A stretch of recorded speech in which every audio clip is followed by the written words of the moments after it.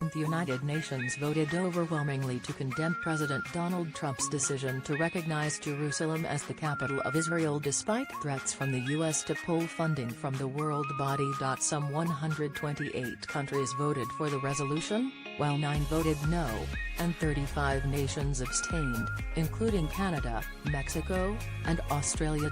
The vote came after U.S. Ambassador to the UN Nikki Haley issued a direct threat, saying that the U.S. will think twice about funding the world body if it voted to condemn Trump's decision. The United States will remember this day in which it was singled out for attack in this assembly, Haley said.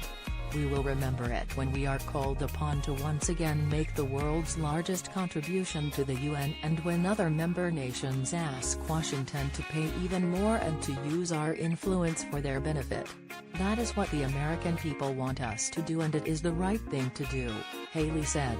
This vote will make a difference in how Americans look at the UN, she said. And this vote will be remembered.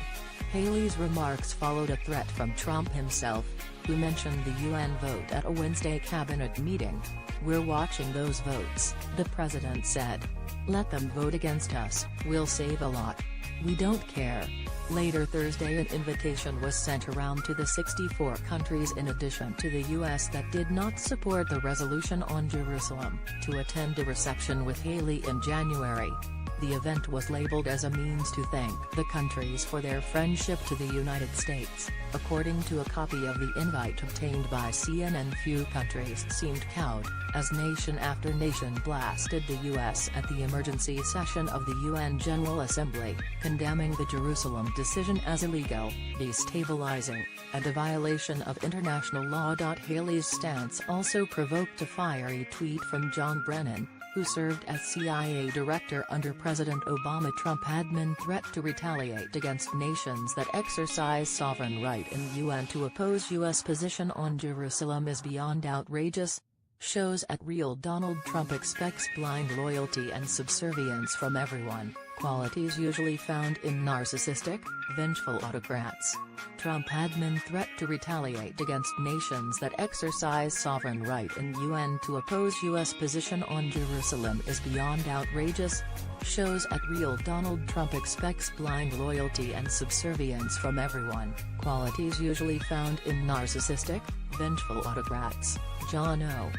Brennan at John Brennan. December 21, 2017. The U.S. was joined in its no vote by Israel and a slew of small nations, including Micronesia, Nauru, Togo, and Tonga, Palau, the Marshall Islands, Guatemala, and Honduras. Israeli Prime Minister Benjamin Netanyahu thanked Trump and the countries that abstained in a statement issued shortly after the vote. Israel rejects the decision of the United Nations and, at the same time, we show gratitude to the high number of countries that abstained from this resolution, Netanyahu said. Israel thanks President Trump on his unequivocal position in favor of Jerusalem and thanks other countries that voted together with Israel, together with the truth. In the aftermath, Haley's office said the support the U.S. did get counted as a victory of sorts, pointing out that 9 countries voted against, 35 countries abstained, and 21 were absent. While the resolution passed, the vote breakdown tells a different story, a spokesman for the U.S. mission said. It's clear that many countries prioritize their relationship with the United States over an unproductive attempt to isolate us for a decision that was our sovereign right to make. Before the vote, at least one world leader took the time to call out Trump directly.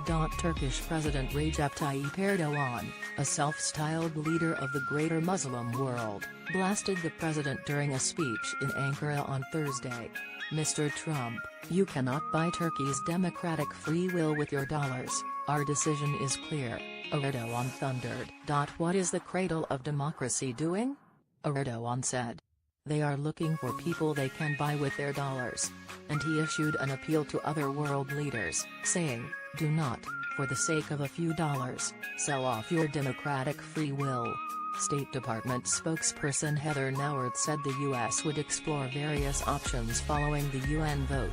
Nauert said the White House and NSC told the State Department on Thursday afternoon that the president's foreign policy team has been empowered to explore various options going forward with other nations, however no decisions have been made.